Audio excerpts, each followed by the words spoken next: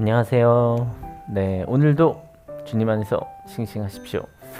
이 자연 참으로 아름답죠. 아름다운 빛깔. 그런데 그거 아세요? 이 아름다운 빛깔만큼 여러분들의 삶은 더 아름답습니다. 하나님의 말씀을 만나고 그분과 동행하는 삶, 더 빛나고 더 귀한 삶임을 믿습니다. 오늘 그 마음과 더불어서 함께 말씀 볼게요. 누가복음 23장 8절부터 12절까지의 말씀. 헤롯은 예수를 보고 매우 기뻐하였다. 그는 예수의 소문을 들었으므로 오래전부터 예수를 보고자 하였고 또 그는 예수가 어떤 기적을 일으키는 것을 보고 싶어 하였다. 그래서 그는 예수께 여러 말로 물어보았다. 그러나 예수께서는 그에게 아무 대답도 하지 않으셨다. 그런데 대제사장들과 율법학자들이 곁에서 있다가 예수를 맹렬하게 고발하였다. 헤롯은 자기 호위병들과 함께 예수를 모욕하고 조롱하였다. 그런 다음에 예수께서 화려한 옷을 입혀서 빌라도에게 도로 보냈다. 아멘. 여러분들에게 땡땡땡은 어떤 사람인가요? 이 땡땡땡 안에 어떤 무언가를 대상을 한번 넣어볼까요? 여러분들에게 어머니는 어떤 사람인가요? 또 여러분들에게 아버지는 어떤 사람인가요? 여러분들에게 동생은 어떤 사람인가요?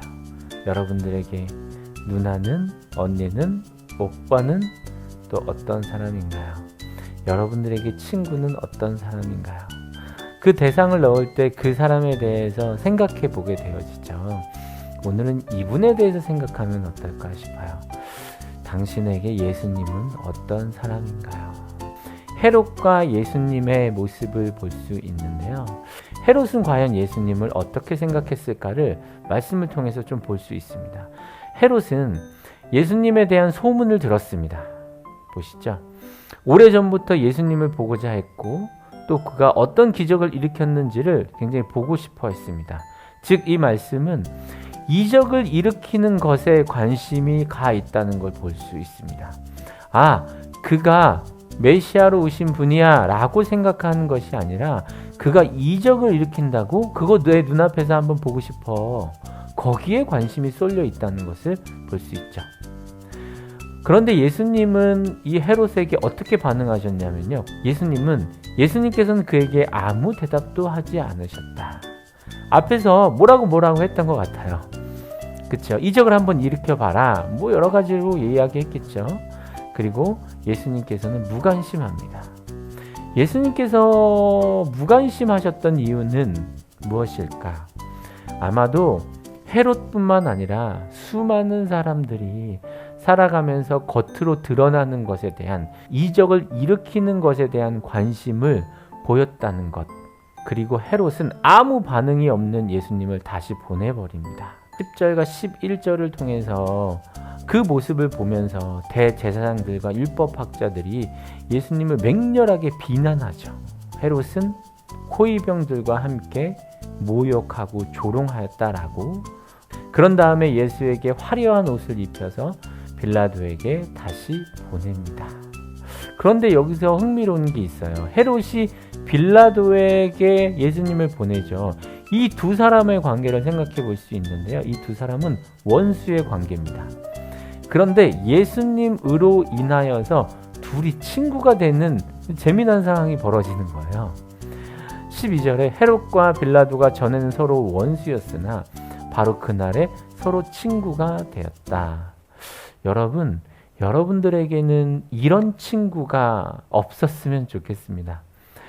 우리 사람은 마음이 맞았을 때 되게 큰 행복감을 느낀다라고 이야기해요. 마음이 통하네? 여러분도 마음이 통하는 사람들을 많이 만나죠. 그렇지만 마음이 통하는 것이 악함과 내 안에 악한 마음과 악한 마음이 통하는 그런 친구를 만나지 않았으면 좋겠습니다. 내 안에 악함이 있을 때 그 악함을 가지면 안 돼라고 말할 수 있는 친구가 내 주변에 있어야 합니다. 내가 선함의 마음을 가질 때 누군가 악함의 마음을 갖는다라고 한다면 그 악함 앞에서 선함을 말할 수 있는 내가 되어야겠죠. 무엇보다 예수님을 마음에 품고 믿음으로 살아가는 일을 주변에 두고 살아가기를 바랍니다. 여러분들은 예수님을 어떻게 생각하시나요?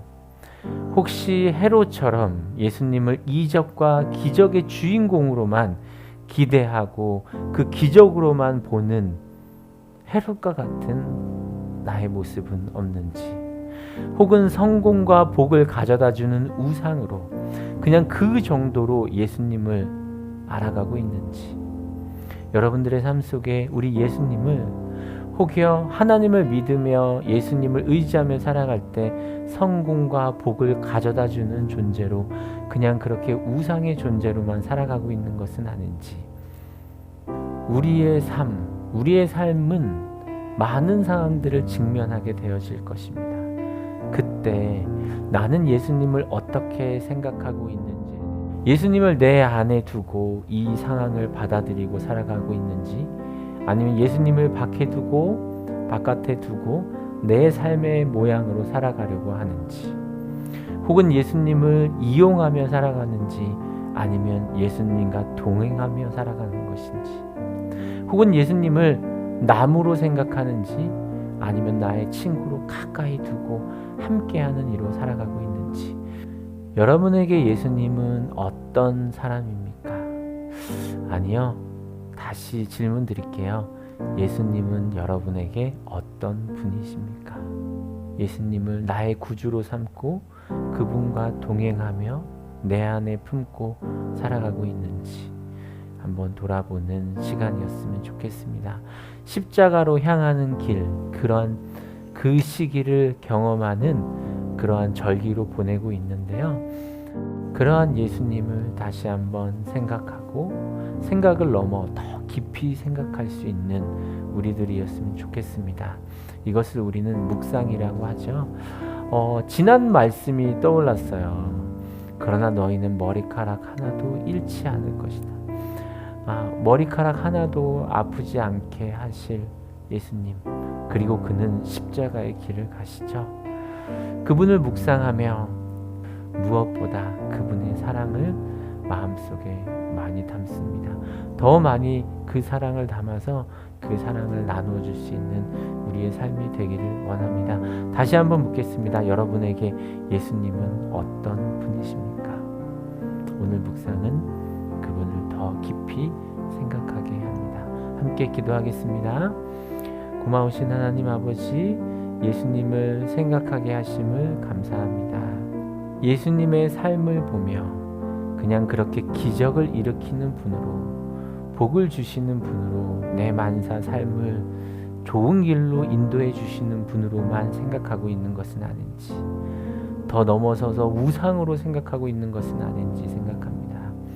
다시 한번 내 마음속에 예수님을 어떻게 품고 살아가는지를 생각하게 하여 주시고, 그분을 내 안에 두고 늘 동행하며 내 삶이 어떠한 상황에 직면하였던지 간에 늘 주님과 동행하며 믿음으로 삶의 모든 순간들을 이겨내며 그분과 함께하는 삶이 될 수 있도록 인도하옵소서.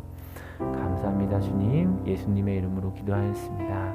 아멘.